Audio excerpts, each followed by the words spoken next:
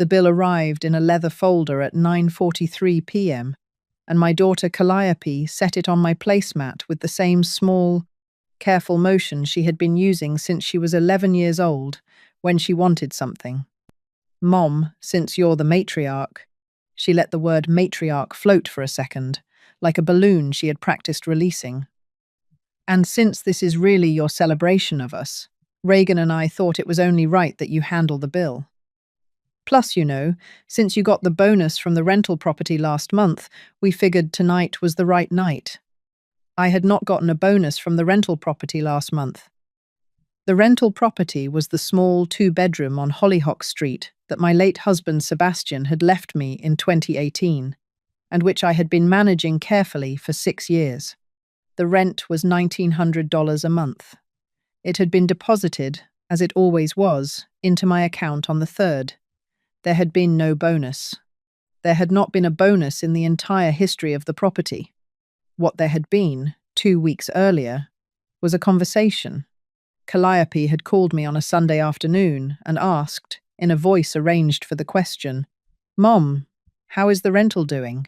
Is it pulling in extra these days?" I had said, "It's pulling in what it pulls in, sweetheart, the same as always." She had said, "Oh, good, I just wondered." She had then converted the, "Oh, good, I just wondered," into a bonus from the rental property in front of her husband, her in-laws, my grandson, and the waitstaff at the restaurant. The number she had given me to handle was the number on a folder I had not yet opened. I opened it. The bill was $4,216.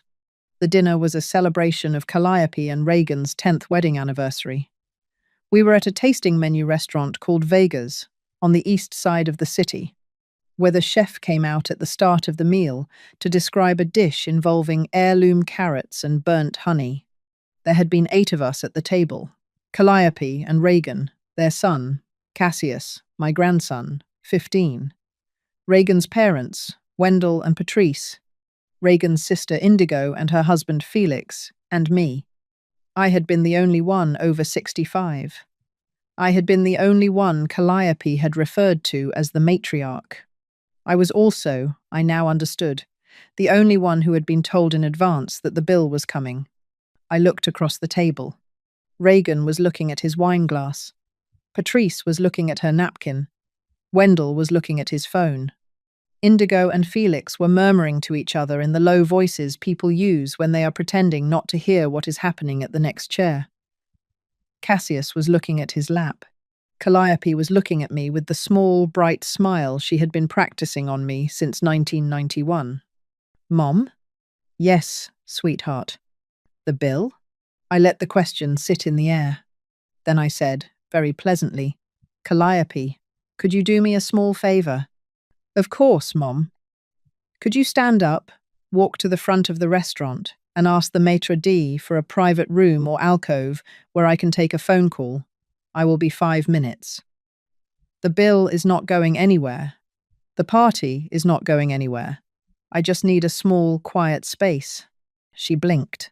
"Mum, can't you just—" "Calliope, 5 minutes, a small favor for the matriarch." She stood up. She walked in her cream silk blouse and her practiced posture toward the front of the restaurant. She returned 90 seconds later and said, "There's a small library room near the bar. Esteban said you can use it." "Thank you, sweetheart." I picked up my handbag. I left the leather folder on the placemat. I walked to the library room, which was, indeed, a small alcove with 2 leather chairs and a tall bookshelf and a single brass reading lamp. And I closed the door. I sat in one of the leather chairs. I took out my phone. I called my lawyer. Her name was Eustacia Marlowe. She had been Sebastian's lawyer for 31 years and had been mine since his death. She picked up on the second ring, even though it was a Friday night, because Eustacia had given me her cell phone number the week Sebastian died and had told me, "Catherine, you may call me at any hour for the rest of your life. I owe Sebastian that much, and I will collect on the debt by being useful to you. Catherine." "Eustacia, I need to ask you a question, and I need you to answer it from memory if you can. Go. The rental property, Hollyhock Street. I co-purchased it with Sebastian in 1998. It transferred to me on his death in 2018. Is Calliope on the deed in any capacity? A small pause. Catherine, Calliope is not on the deed. She has never been on the deed. Sebastian was emphatic about that in 2017 when we drafted the trust. He told me, and I am quoting because I wrote it down at the time, Eustacia, I do not want my daughter to think of that property as hers until my wife is dead. And I do not want my wife to be pressured into transferring it during her lifetime. Build me a wall.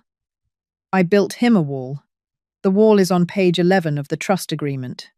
I closed my eyes. Eustacia. Yes. What is on page 11? Page 11 contains a clause specifying that the Hollyhock Street property is held in your sole revocable trust, that no descendant or in-law of the original grantors has any equitable or beneficial interest in the property during your lifetime, and that any attempt by a descendant to claim, encumber, represent, or otherwise treat the property as belonging to them, including in casual conversation with third parties, may be grounds for the trustee to exclude that descendant from all post-mortem. Inheritance of the property's eventual proceeds. I sat very still in the leather chair. Eustacia. Yes. Sebastian wrote that into the trust. He did. He wrote that descendants who represent the property as belonging to them in casual conversation with third parties can be excluded from inheriting it. Yes. Eustacia, tonight at dinner, my daughter told her in-laws and the waitstaff of a tasting menu restaurant that the $4,216 bill should be handled by me because of a bonus from the rental property. There was no bonus. She invented it. She invented it in order to position me as the wealthy matriarch whose role at the table was to fund a celebration of her marriage. A small silence on the line. Then Eustacia said very quietly, Catherine. Yes. Is this the call where I bring out the clause? Eustacia, this is the call where you bring out the clause. Then I am going to need you to do 3 things tonight. First, pay the bill. Pay it with your own card. Do not argue. Do not refuse.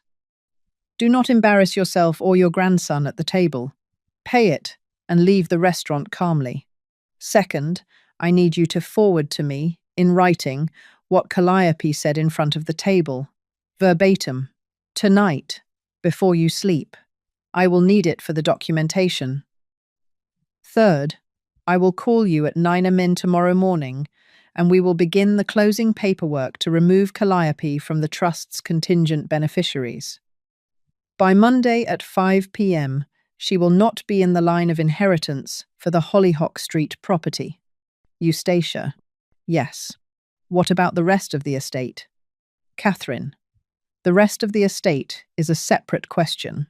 You can decide that on Monday. Tonight we are dealing only with Hollyhock Street, because Hollyhock Street is what Calliope chose to lie about. We let the punishment fit the lie. That is good legal practice and better moral practice. I closed my eyes. Eustacia, Sebastian told you to build him a wall. He did, Catherine. How tall did you build it? Catherine, I built him the tallest wall the state of California permits. Tonight, we get to see what is on the other side of it. I hung up. I returned to the table at 9:54 p.m. I had been gone 11 minutes. The bread had been cleared. The waiter had refilled water glasses. Calliope had been watching the door. I sat back down. I picked up the leather folder. I opened it. I removed my credit card from my wallet. My own card, the one with my own name on it. The one Sebastian had insisted I keep in my own name in 2003, when separate cards keep marriages calm, as he had put it, and I placed it inside the folder. I closed the folder. I handed it to the waiter who had been standing politely 2 paces away. Thank you. The tip should be 25% on the pre-tax. Please add it before you run it. Of course, ma'am. He walked away. Calliope smiled across the table. Mom, thank you. This means so much. This is Reagan, and I were just saying earlier this is exactly why we wanted you here tonight. Yes, sweetheart, I imagine it was. Her smile flickered, just slightly. The flicker was the size of a thought that had not yet been allowed to become a sentence. What do you mean? I mean exactly what I said. I imagine that is exactly why you wanted me here tonight. The phrasing was deliberate. Calliope. I am not in the habit of saying things by accident. Reagan looked up from his wineglass. Patrice set down her napkin. Cassius, my grandson, 15, the only one at this table, whose name I would still be writing into my will on Monday morning, looked at me with the expression I had been waiting to see on someone's face all evening. It was the expression of a young person who has just heard an adult woman speak in a register he did not know. Adult women in his family possessed. Calliope laughed, a small, bright laugh. Mum, are you being funny? No, sweetheart. I am not being funny. Funny would have been making a scene about the bonus you invented for the rental property. Funny would have been refusing the bill. Funny would have been embarrassing your in-laws by listing, in front of them, the 17 times in the last 6 years you have referred to my house, my retirement accounts, and my husband's estate as family money. I am not being funny tonight. I am being unusually patient. I want you to remember that. The table had stopped moving. Calliope's face went the blotchy red of a woman who has been described accurately for the first time in front of her husband's parents. Patrice Reagan's mother, who had said almost nothing all evening, set down her water glass and said, in a voice I had not heard her use before, Catherine, I don't think any of us realized. Patrice, it's not your job to apologize for my daughter. It is not even your job to acknowledge what just happened. You may simply sit there and enjoy your decaf, and I will not hold tonight against you. Wendell, the same applies to you. Indigo, Felix, same. Cassius, sweetheart, same. Calliope and Reagan are the only 2 people at this table who need to remember tonight, and I would like them to remember it without the rest of you cushioning the memory. The table was perfectly still. Reagan opened his mouth. He closed it. He had been opening and closing his mouth for 10 years of marriage, every time Calliope said something cutting to me. And he had not yet learned that you have to make a sound when you open your mouth, or it does not count. I picked up my coffee cup.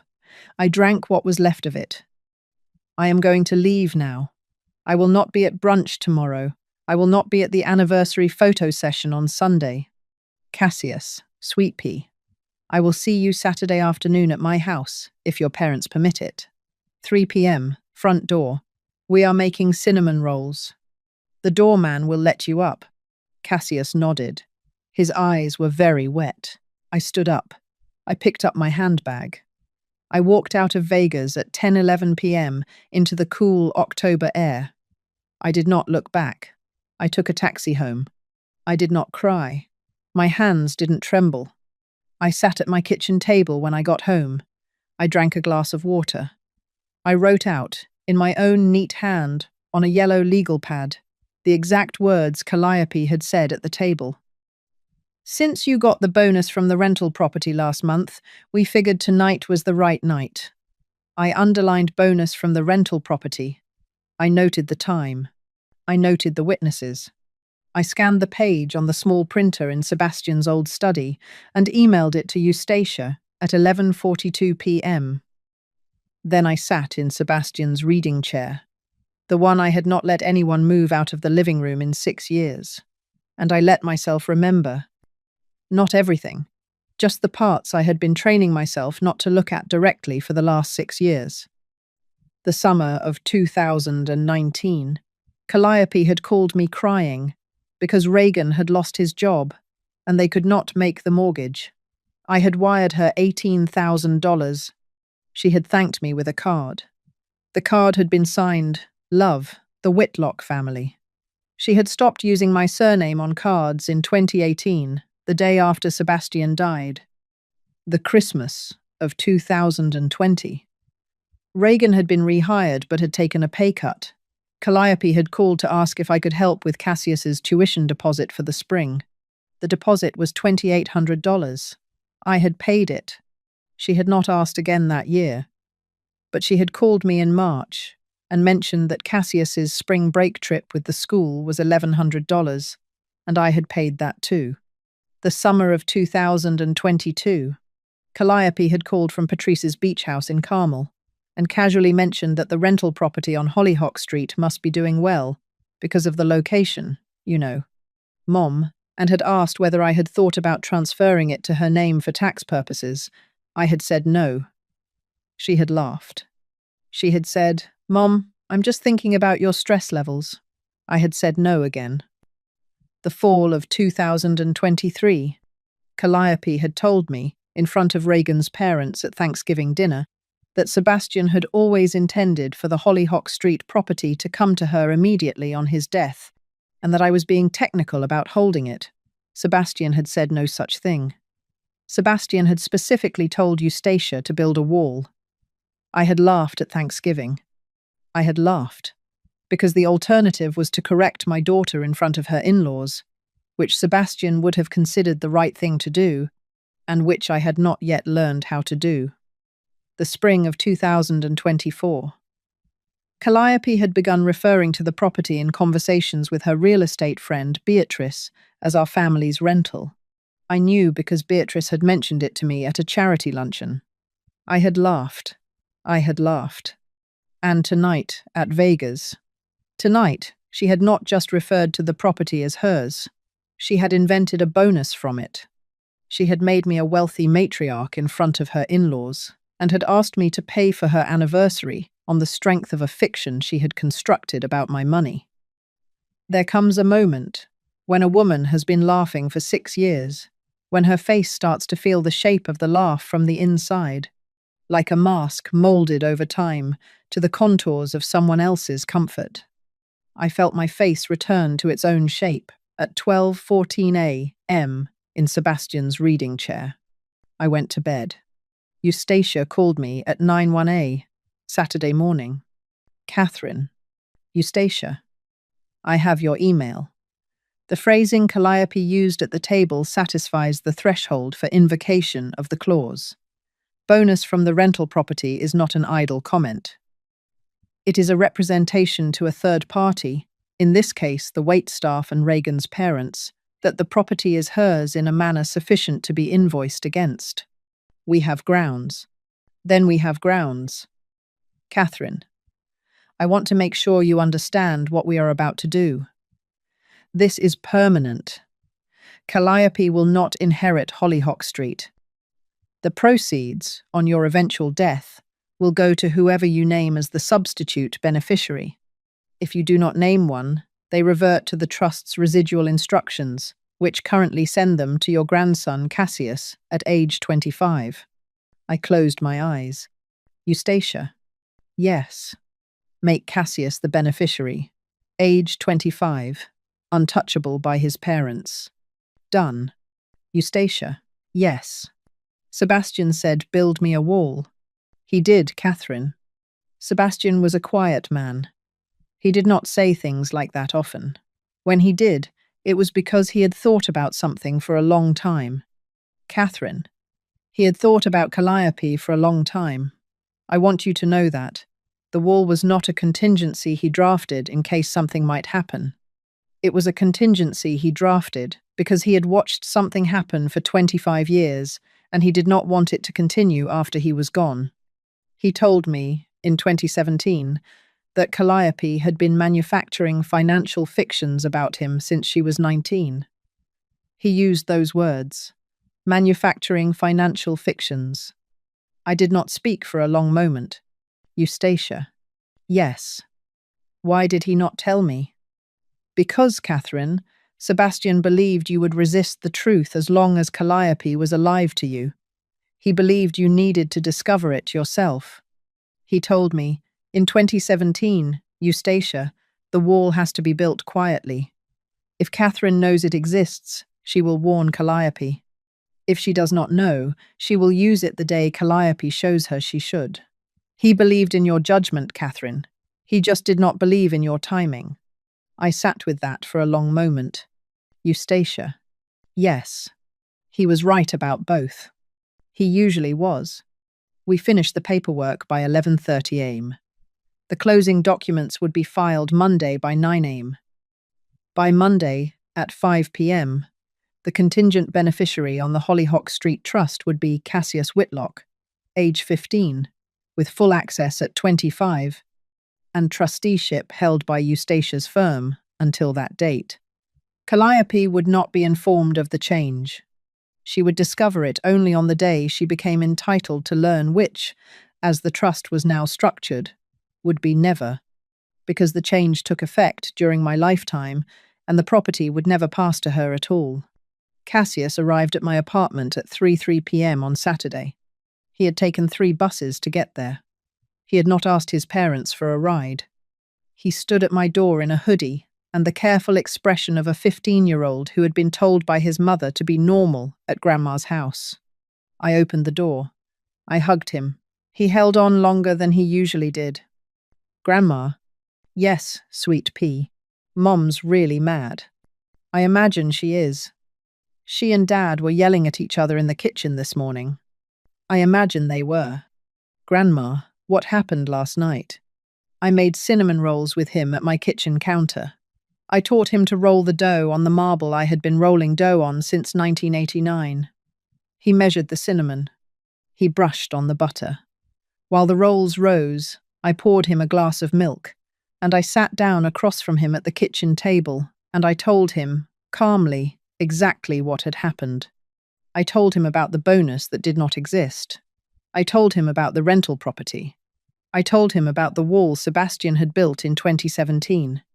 I told him about the clause and the closing papers, and the fact that, by Monday at 5 p.m., his mother would no longer be the contingent beneficiary of his grandfather's property. I did not tell him that he was now the contingent beneficiary. That would be his to discover when he turned 25. He did not need to carry it any sooner. He listened. He was quiet for a long moment. Then he said, Grandma, was Grandpa angry? Sebastian was never angry, sweet pea. Sebastian was prepared. That is the difference. Angry people break things. Prepared people build walls and wait. He nodded. Grandma, will Mum be okay? Sweet pea, your mother is going to be uncomfortable for a long time. That is not the same as not being okay. Being uncomfortable for a long time is sometimes what people need in order to become okay. I am not punishing your mother. I am simply allowing her, for the first time in her life, to live with the consequence of a sentence she chose to say at a dinner table in front of 7 witnesses. He nodded again. He picked at a piece of cinnamon roll dough on the counter. Grandma? Yes. Saturdays. Can I come every Saturday? Yes, sweet pea. Every Saturday for the rest of my life. Front door. 3 p.m. The doorman has been instructed. Grandma? Yes. Will Mom let me? I looked at him across the kitchen table. Cassius, your mother is, this week, going to discover that some of the small powers she believed she had over the people in this family were not actually hers to exercise. One of those powers was deciding whether her son could visit his grandmother. If she tries to prevent you from coming, you will tell her, calmly, that you are coming anyway. You are 15. You can take 3 buses. You have demonstrated that today. I will always be here. 3 p.m. Front door. He nodded. His eyes were wet. He hugged me again before he left at 6 p.m. He took the cinnamon rolls home in a Tupperware. He texted me when he got home. Mom didn't ask about them. Dad ate too. I texted back. Sweet pea, the cinnamon rolls were yours. Tell your father he is welcome at my house if he can sit at the same table I am sitting at without arranging the seating chart. Cassius sent back a single thumbs up. Calliope called me on Sunday evening. I let it go to voicemail. Mum, I I don't know what happened last night. I have been thinking about it all weekend. I think there was a misunderstanding. I should not have said what I said about the bonus that was sloppy of me. I admit that. But the way you spoke to me in front of Reagan's family was, Mom, can we please talk, please? I noted she had said sloppy. I noted she had not said, I am sorry, I invented a financial fiction in order to invoice you for my anniversary dinner. I noted she had moved immediately to discussing the way I spoke to her, which is the standard rhetorical pivot of a person who has just been described accurately and is trying to recenter the conversation around her own feelings. I deleted the voicemail. She called twice more on Monday morning. I did not answer. At 5:14 p.m. on Monday, Eustacia called me. Catherine, the papers were filed at 4:47 p.m. The closing is complete. As of this moment, Calliope is no longer the contingent beneficiary of the Hollyhock Street property. Cassius is. The change is recorded with the county and registered with the trust. It cannot be reversed except by you, in writing, in my office, with documentation. I closed my eyes. Eustacia. Yes. Sebastian would have liked you very much. Catherine. Sebastian and I worked together for 31 years. He used to tell me, at the holiday parties, that the closest thing he had to a sister was his lawyer. I want you to know that. I was his family too, in our own way, and I have been waiting 6 years to make him a final phone call on your behalf. Eustacia. Yes. Will you have dinner with me on Thursday? Catherine. I will. Pick the place. I am buying. Not Vegas. She laughed. Not Vegas. That night, I sat in Sebastian's reading chair with the small notebook. I had started keeping the night of the dinner, and I wrote one line. They made me pay for the celebration. So I made them face the closing papers, the wall Sebastian built in 2017, which I finally learned to lean against, and which stood, in the end, exactly as tall as he had asked for it to be built. Then I closed the notebook, and I drank my tea, and I slept the way a woman sleeps when she has finally allowed her dead husband to be right about the daughter he had quietly been protecting her from for the last 6 years of his life and the next 6 years of hers.